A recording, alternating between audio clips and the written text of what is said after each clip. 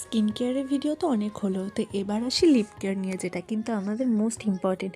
মুখের স্কিন চকচকে সুন্দর হলে ঠোঁট যদি ফাটা থাকে, রুক্ষ শুষ্ক কালো থাকে, দেখতে কিন্তু ভাল লাগে না। তো কমেন্ট অনেকেই দেখলাম লিখেছিলেন, লাস্ট কমেন্ট একজন লিখেছিলেন তার জন্য স্পেশালি ভিডিওটা, যে ডার্ক লিপসের জন্য কিছু দেওয়ার জন্য, এবং যাদের ঠোঁট ফাটে তাদের জন্য কিন্তু ভীষণ ভালো। তো স্ক্রাবিং কিন্তু ভীষণ দরকার, তার জন্য নিয়েছি মধু, কাঁচা দুধ আর চিনি। হালকা হাতে ভালো করে স্ক্রাব করতে হবে।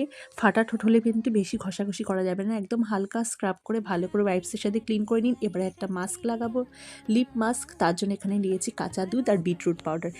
অতুলনীয় এটা, জাস্ট ঠোঁটটা যেমন গোলাপি করে দেয় তেমন কিন্তু মানে ঠোঁটটাকে নরম সুন্দর রাখতে সাহায্য করে। ফাটা ঠোঁটের জন্য কিন্তু দুর্দান্ত।